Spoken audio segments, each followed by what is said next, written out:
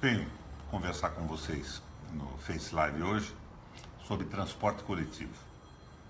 Eu comecei a minha vida política no combate aos absurdos do preço do transporte coletivo de Curitiba. O então prefeito da cidade, o Jaime Lerner, apoiado em algumas ideias do Rafael Dely e experiências radiais do metrô de Paris e da Finlândia, montou um sistema tecnicamente de muito boa qualidade, mas a tarifa era um absurdo. Eu lembro que, à época, quando eu era deputado estadual, eu redigi uma cartilha e o título dessa cartilha era o seguinte: Mãos ao alto, a tarifa é um assalto. E era realmente um assalto. Eu verifiquei o preço dos insumos da tal tarifa técnica. O pneu, que é um item de grande consumo, tinha um preço rigorosamente absurdo. E eles compravam pneus em grande quantidade, né, numa licitação feita pela empresa exploradora, concessionária do sistema. Eu fui ao Hermes Macedo, então, e comprei um pneu. Não comprei 20, não comprei 1.000, não comprei 10.000 pneus. O pneu usado pelos ônibus. E paguei um preço infinitamente inferior. Então eu pendurei esse pneu na porta do meu gabinete na Assembleia Legislativa. Eu entrei nessa briga do transporte, eu tinha feito uma pós-graduação de planejamento urbano na Fundação Getúlio Vargas e eu queria ser prefeito da minha cidade. O meu avô tinha sido prefeito como presidente da Câmara Municipal, meu pai tinha sido prefeito e todos eles num confronto muito grande com as empresas de transporte coletivo. O meu pai, até quando ele era prefeito, a briga dele era com o preço do bonde. Mas muito bem, ganhei a eleição e montei um sistema que pode ser replicado no Brasil. Em primeiro lugar, fazer um exame dos preços dos insumos na planilha.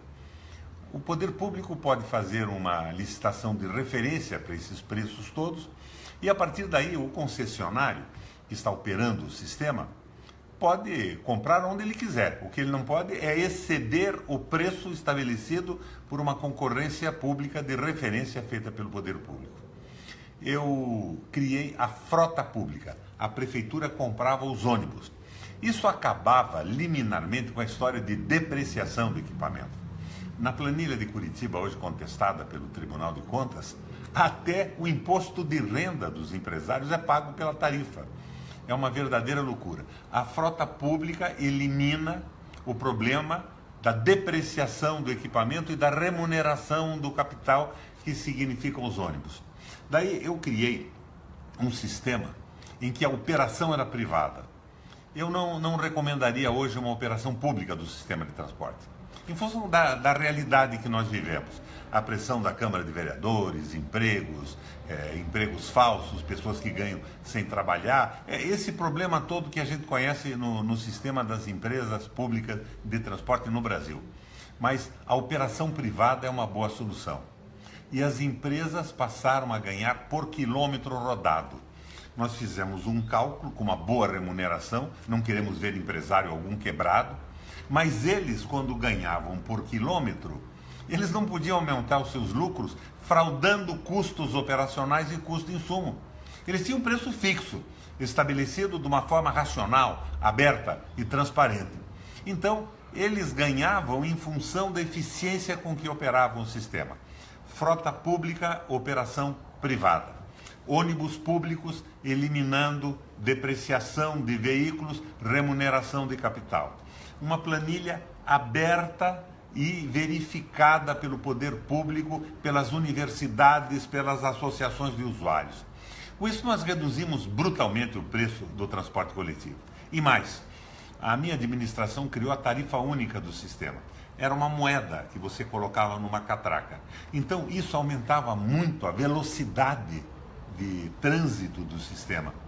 Porque acabava aquela história do sujeito ficar entrando numa fila e o cobrador fazendo troco. Tinha uma moeda. E o sistema de catraca nosso verificava a autenticidade da moeda examinando a sua liga metálica e o seu peso. Então, alguém poderia me dizer, não, podiam falsificar a moeda. Podiam.